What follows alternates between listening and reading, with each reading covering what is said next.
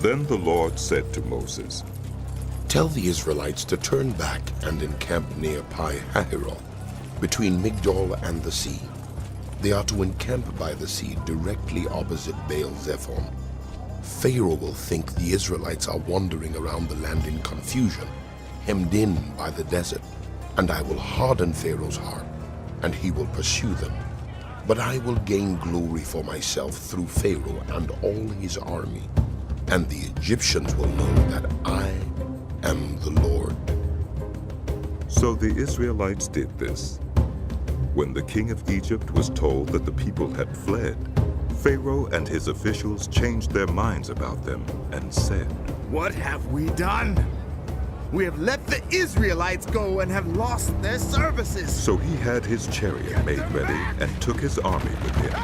He took 600 of the best chariots, along with all the other chariots of Egypt, with officers over all of them. The Lord hardened the heart of Pharaoh, king of Egypt, so that he pursued the Israelites, who were marching out boldly.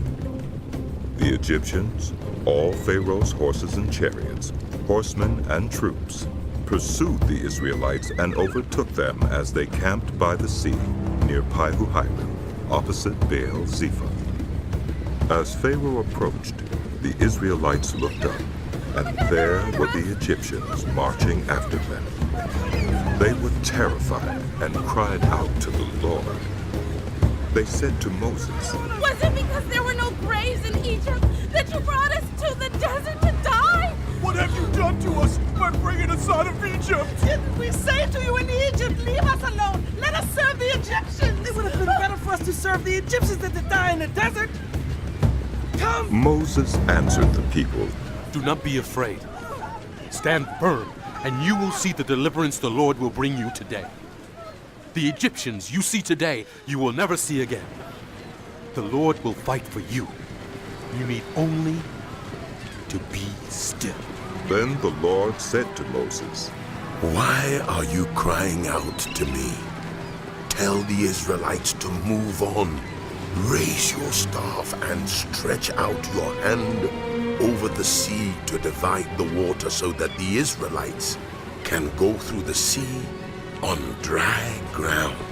I will harden the hearts of the Egyptians so that they will go in after them, and I will gain glory through Pharaoh and all his army, through his chariots and his horsemen. The Egyptians will know that I am the Lord when I gain glory through Pharaoh, his chariots, and his horsemen. Then the angel of God, who had been traveling in front of Israel's army, withdrew and went behind them. The pillar of cloud also moved from in front and stood behind them, coming between the armies of Egypt and Israel. Throughout the night, the cloud brought darkness to the one side and light to the other side, so neither went near the other all night long. Then Moses stretched out his hand over the sea, and all that night the Lord drove the sea back with a strong east wind and turned it into dried land. The waters were divided, and the Israelites went through the sea on dry ground, with a wall of water on their right and on their left.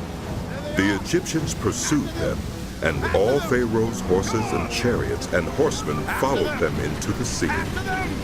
During the last watch of the night, the Lord looked down from the pillar of fire and cloud at the Egyptian army and threw it into confusion.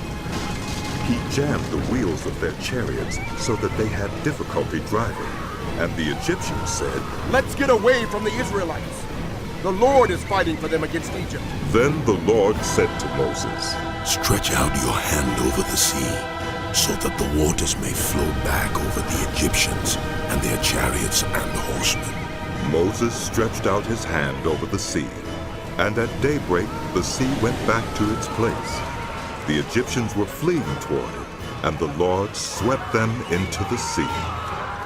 The water flowed back and covered the chariots and horsemen, the entire army of Pharaoh that had followed the Israelites into the sea. Not one of them survived. But the Israelites went through the sea on dry ground, with a wall of water on their right and on their left.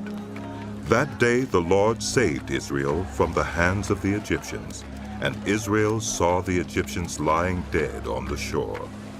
And when the Israelites saw the great power the Lord displayed against the Egyptians, the people feared the Lord and put their trust in him and in Moses, his servant.